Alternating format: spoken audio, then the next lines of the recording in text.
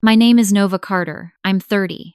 And if you saw me hustling down Claiborne with a horn case and a busted pair of Converse, you'd probably peg me as another downtown busker chasing tips and shade.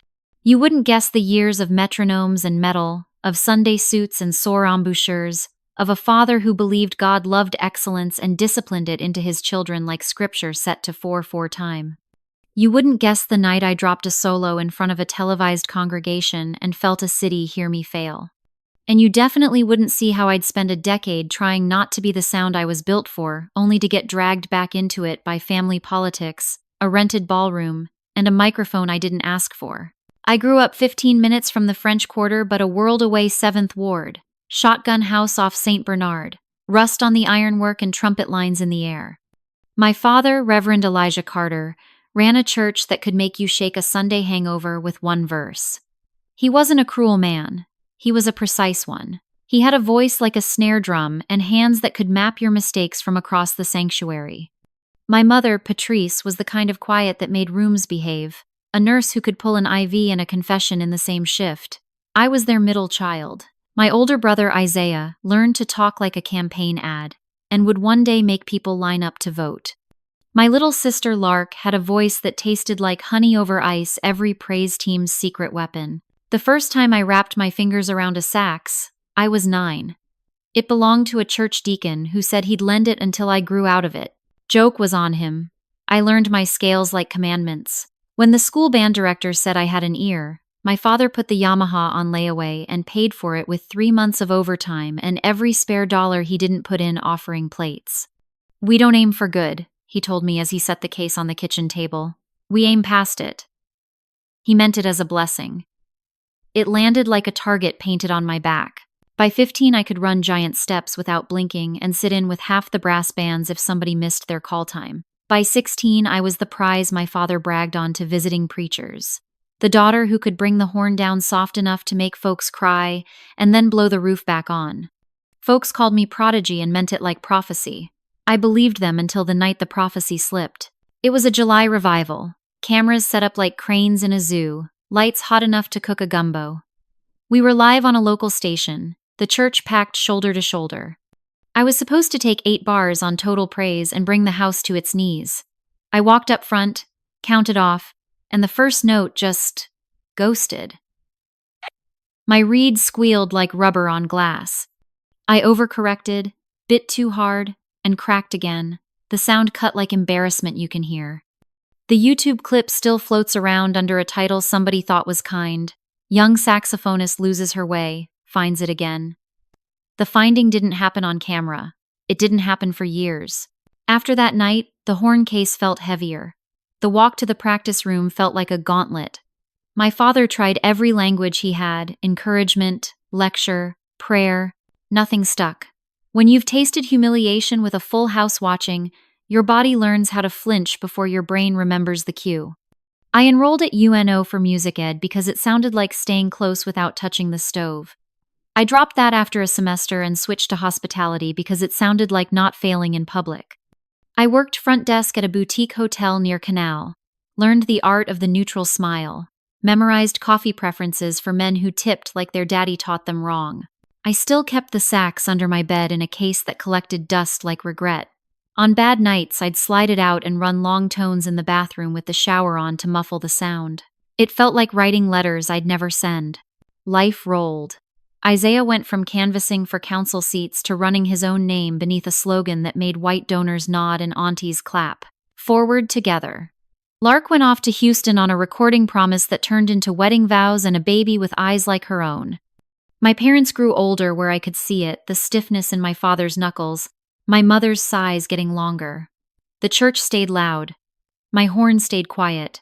Then Isaiah announced a fundraiser that wasn't a fundraiser, a community celebration, because he'd learned how to wash words till they came out clean. He booked the ballroom at the Orpheum, the kind of place where wealthy folks go to dance to songs they pay for other people to sing. He asked the church band to play, and because I hadn't given them a reason not to, somebody said my name. My father called like a man asking for a favor he shouldn't owe.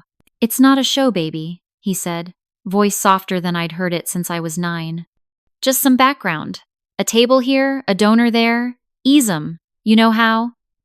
He left the silence open like a hand to take or refuse. I wanted to say no.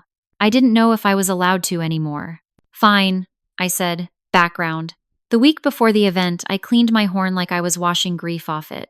I bought new reeds, lined them on the window ledge, and watched the sun dry them into something obedient. I warmed up after shifts with a towel stuffed into the bell and the TV on to hide the truth. I told myself I'd play standards, lay back, do the job, leave. No one would know I'd put a piece of myself on the table. But somewhere between misty and muscle memory, a melody crawled out I didn't remember inviting. It started on a note I always avoided G in the staff, the one that seemed to expose my throat. It fell and rose like walking home after a storm, counting what's left. It felt like the sound right after the lights come back on and you're grateful and a little angry it took so long. I wrote it down on a pad of hotel stationery because that's what I had. Floodlight.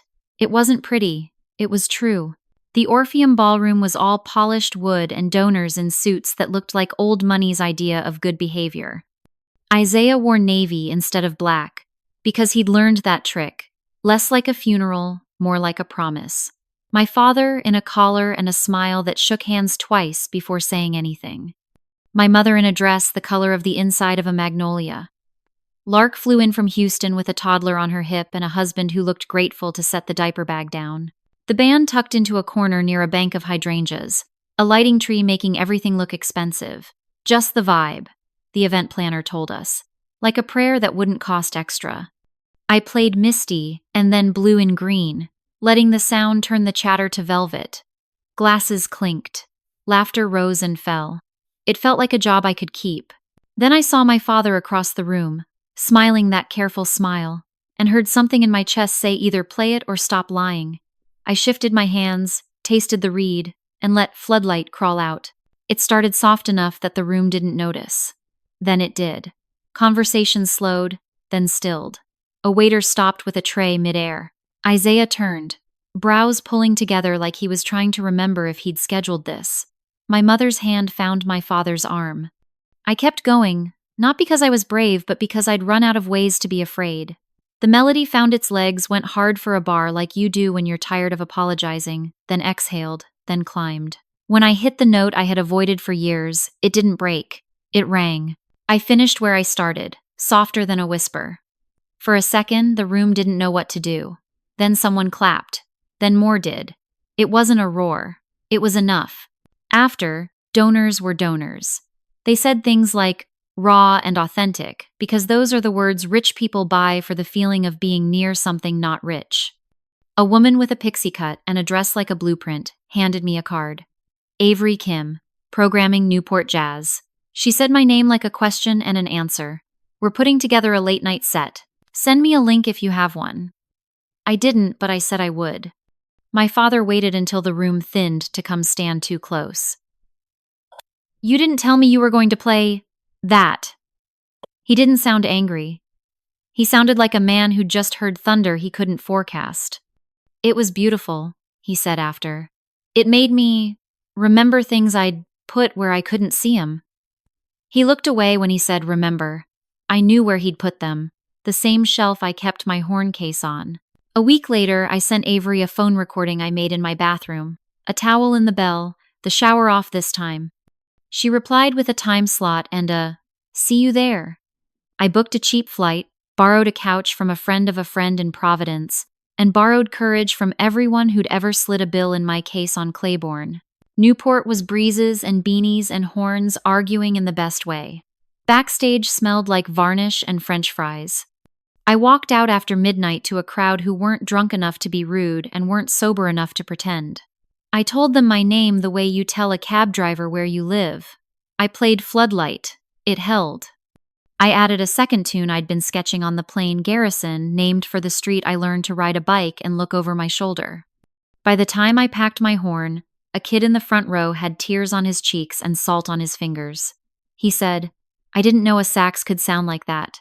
Like he thought he'd offend me. I told him neither did I. Press did what press does. A blog said I was a saint of the second wind. A columnist said I made the horn confess without condescension.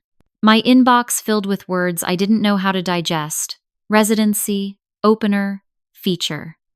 I turned my hotel stationery into a folder of songs: Floodlight, Garrison, Saint Bernard Sky, Static Prayers, Turnstile. I went back to New Orleans and quit my job by handing my manager a letter with my hands steady for the first time. "I hope you find what you're looking for," she said.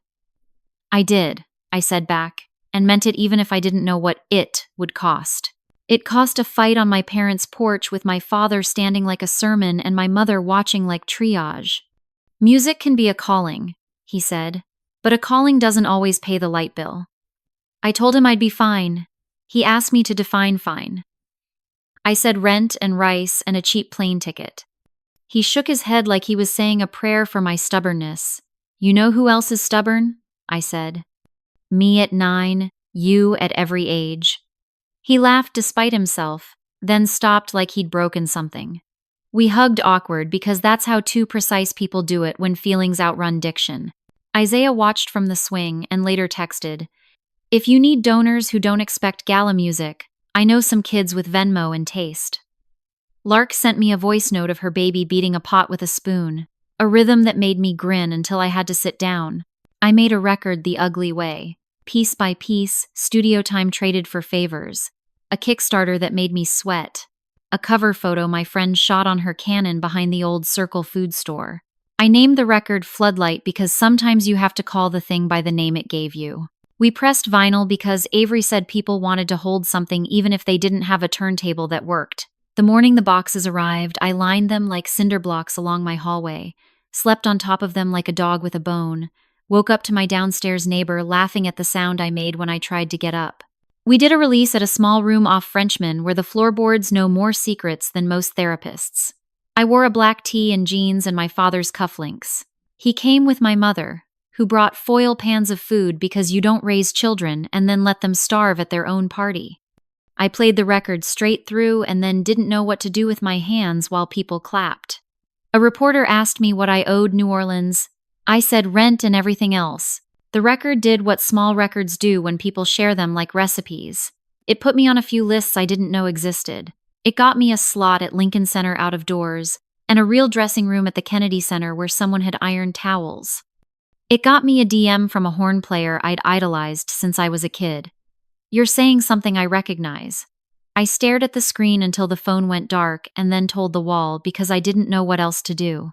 It also got me cut in other places. A blog nobody loved wrote a headline somebody did. "Church girl goes secular. Sells sorrow as brand." Another said I sounded derivative of a school of saxophonists who mistake breathiness for depth.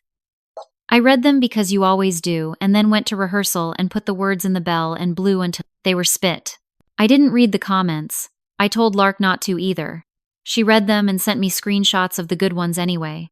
"Just to balance your brain," she said, "a sister's brand of medicine." Somewhere in the shuffle, the Orpheum called again, not for Isaiah this time, for the city. "We're doing a showcase," they said. "Come home." I said I never left. They laughed like they were relieved I had jokes. The date was 3 months out.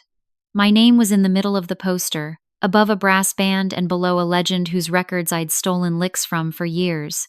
I printed the poster and taped it to the fridge with the magnet shaped like Louisiana that loses the toe of the boot every time you look at it wrong. The night of the show, I stood in the same corner where I'd played Floodlight, while people pretended not to cry. The room looked smaller now that my fear wasn't wearing stilts. I thought about that kid at Newport. I thought about my father's knuckles.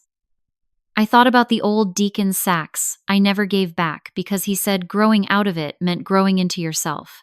Avery flew down and stood by front of house with a look I'd learned to trust. She squeezed my shoulder before I walked on. My father was in the second row this time, not working the room. His hands were open on his knees, like he was ready to receive something, not give it. My mother cried before I played a note and then pretended she had allergies. Lark sang harmony on a tune we'd thrown together 2 nights ago in my kitchen while the red beans simmered. I took the mic because somebody has to say hello. I said I was nervous because telling the truth makes it smaller. I said the city taught me to play, and my family taught me to fight, and the Lord taught me I could do both without saying sorry. Somebody shouted, "Amen." and I laughed because my life was a circle and a straight line.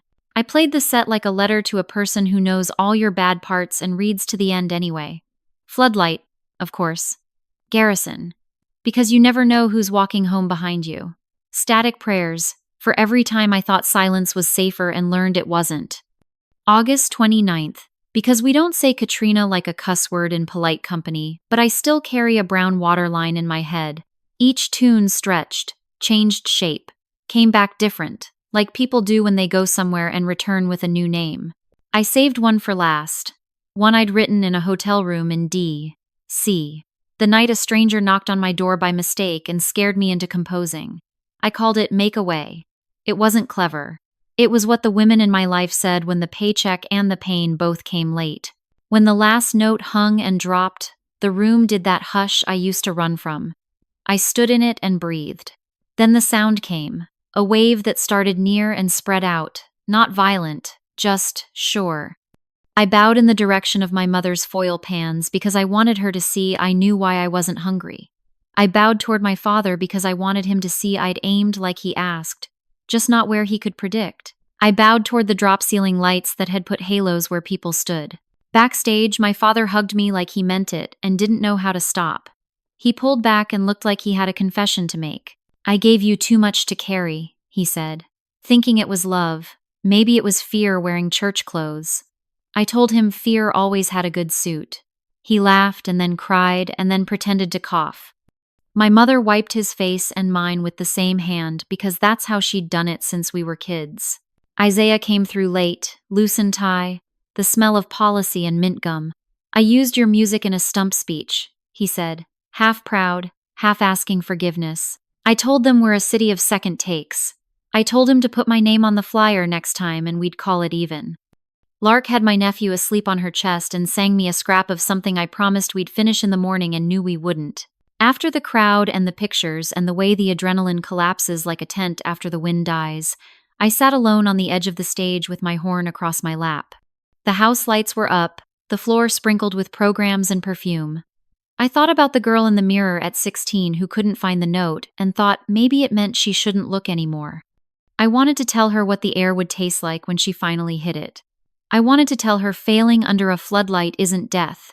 It's a map if you're brave or bored enough to read it. A text buzzed. It was Avery. We got an offer. Carnegie. Small hall first. Then we see. I stared until the screen dimmed and laughed like it hurt. I typed back, yes. Then, thank you. Then deleted the second because we both already knew. On the night I walked onto that New York stage with a horn I'd almost buried, I wore black like a musician and sneakers like a kid. The room was kinder than I expected. I could hear the rub of a jacket somewhere in the back row. I could hear a cough that tried not to be one. I could hear my own breath and the way it steadied when I put the mouthpiece to my lips. I opened with Floodlight because this is how you honor an origin story. You don't apologize for it anymore. The tune felt different under city air. It felt like coming out of a tunnel into a line of taxis and a sky that forgot to be small. By the time I closed with Make Away, I wasn't thinking about making anything. I was playing like a person who had something to say and finally liked the sound of her own voice. When the last note dissolved, the hall held me. Then it rose. I didn't cry. I smiled so hard it hurt. Back in the green room, I sat and texted my father a video of his grandbaby banging on pots like a drummer who hadn't learned compromise, because Lark had sent it to me before soundcheck as a charm. I typed to my mother, I ate. She sent back a thumbs up and a photo of a cake she'd made even though I wasn't there to taste it. Isaiah sent me a screenshot of some headline about the city's new cultural grant with my name buried in a paragraph, like a secret he thought I'd enjoy. I walked out into the New York night with my horn warm against my back and breath in my lungs like a good debt. A kid waited by the stage door holding a program and a pen like a prayer. He asked me to write something for when it's hard. I wrote what my city taught me, what the church taught me, what my own stubbornness finally made me believe. Play it honest. The rest is noise. I'm Nova Carter. I'm 30. I used to be the girl who failed on camera and hid in hospitality because it felt safer to check other people in than let myself out. Now I'm the woman who learned to turn humiliation into a horn line and silence into a stage.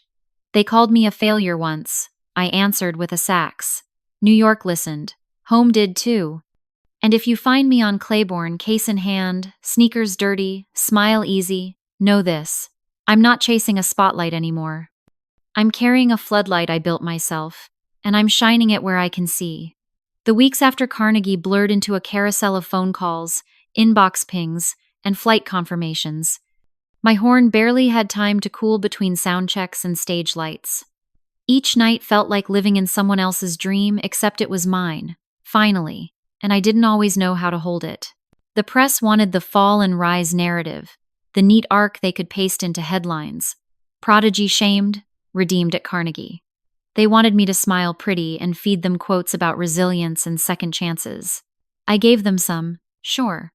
But I also gave them the raw part. I didn't come back because I believed in myself. I came back because running from the horn hurt worse than failing with it. Some outlets cut that line, too messy for inspiration posters. Meanwhile, the knives sharpened. Another tabloid ran with, "From church girl to jazz rebel, has Nova Carter sold her soul?" They dug up that old YouTube clip from when I cracked in church, replayed it side by side with Carnegie like some morality play. They interviewed people who half knew me, painted me as both saint and sinner. My father called to warn me before I saw it. I told him I'd already read it. He said, "You okay?" I lied the way you lie when you don't want to add to someone's prayers. I'm fine. But fine is slippery. At 2 in the morning, fine meant scrolling comments until my chest felt hollow. At soundcheck the next day, fine meant snapping at the bassist because I thought he rushed the bridge. At dinner with Avery, fine meant stabbing at salad while she said, "They're building you a villain arc, Nova. Don't give them the script." Then came the betrayal I didn't see. Isaiah. My brother, the politician with the practiced smile. He asked me to play at his campaign rally, said it'd show unity and family roots. I hesitated, but the idea of blending music with his stage felt almost poetic. Until I got there and realized the flyers said, "Special performance by Nova Carter, Floodlight Live." He hadn't told me my song was the hook to pull a crowd. I played anyway, because the audience didn't deserve silence. But afterward, when reporters shoved mics at me, "Do you endorse your brother's platform?" I froze. Isaiah stepped in, hand on my back like a stage cue, and said, "Of course she does. Family first." Cameras flashed. The headline the next day wasn't about his policies. It was about me. Jazz prodigy backs brother's bid. I felt stripped, used, shoved back into being background again. That night, I called him. "You don't get to put words in my mouth," I said, voice shaking. He sighed. That practiced, patient sigh. "Nova, this helps both of us. Don't be naive." "Naive?" I snapped. "You built your campaign on my scars without asking. That's not strategy, that's theft." He went quiet. Then, "The world sees you now because of me." I hung up before I said something I couldn't forgive myself for. The fallout was quick. Commentators debated whether I was a political pawn or a family traitor. Fans messaged support, but some accused me of selling out. My inbox turned into a battleground. I stopped opening half of it. Music was the only place I could still breathe. I poured everything into new compositions, jagged and raw. One piece started with shrieks in the altissimo, sliding into a dirge. I called it Collateral. I wasn't subtle. At the next show, in Chicago, I played it without warning.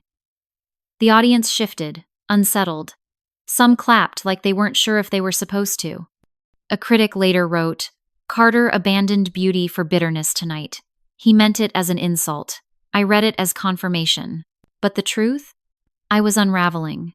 Fast. The schedule, the scrutiny, the family fractures, it all pressed, like a hand on my throat. I started drinking after gigs, just to quiet the ringing in my head. I missed a rehearsal in DC because I couldn't crawl out of bed. Avery cornered me after and said, "Nova, burnout doesn't care how talented you are. It'll eat you the same." I laughed it off, but inside I was scared. Scared of becoming the same girl who froze at 16. Scared of proving my mother right that music would swallow me whole. And yet, every time I lifted the horn, even broken, even trembling, something bigger than fear pushed air through it. The breaking point came in Berlin. Halfway through the European tour, I walked onto the stage of a concert hall with gold ceilings and velvet seats, and my body felt like a cage. I lifted the horn, blew the first note, and nothing came out but air. Dead air. The pianist scrambled. The drummer tried to cover, but I dropped the horn, bowed my head, and walked off. The headlines the next day were merciless. Jazz star chokes abroad. Nova Carter's rise already crumbling? Fans were split, some furious, some worried. I sat in a hotel bathroom, knees pulled to my chest, scrolling until my vision blurred. For a moment, I thought of disappearing for good. No press release, no farewell, just silence. Then my father called. He didn't say, "You okay?" or "Come home." He said, "Play for me, Nova. Right now. No stage, no crowd, just me." I lifted the horn with shaky hands, blew a single raw note into the receiver. Wobbly, cracked, but alive. He said softly, "That's all I ever wanted. Not perfect, just alive." I went back to Kentucky, canceled the rest of the tour. People called it defeat. Maybe it was. But it was also the only way I could keep breathing. For months, I stayed quiet. Taught a handful of kids at a community center, kids who didn't care about reviews or resumes. One little girl asked me, "Does it hurt when you play?" I laughed, tears in my eyes. Sometimes, but sometimes it heals too. Slowly, music stopped feeling like a battlefield. It felt like language again. I wrote a new suite, not about triumph or shame, but about survival. I called it Still Here. When I finally announced a comeback concert, the venue wasn't Carnegie or Berlin. It was the same small church where I had cracked years ago, the one where shame had first swallowed me. The pews were filled with neighbors, students, strangers who'd read my story and showed up anyway. My father sat in the front row, older, slower, but clapping off beat just like before. My mother wasn't there. I didn't expect her to be. I walked to the center, horn in hand. My voice shook, but I said, "They once called me a failure. Maybe I was. But failure isn't the end. Sometimes it's the first note." Then I played Still Here. Every breath, every break, every scar poured out of the bell. When the last note dissolved, the silence was holy, not the silence of shame, but of recognition. Then the room erupted, not with polite applause, but with stomping, whistling, people shouting my name like a lifeline. I smiled through tears, not because I had proven anything to the world, not because I had erased the headlines, but because I had finally proven it to myself. I could fall, I could break, but I was unbroken. My name is Nova Carter. I am 31 years old.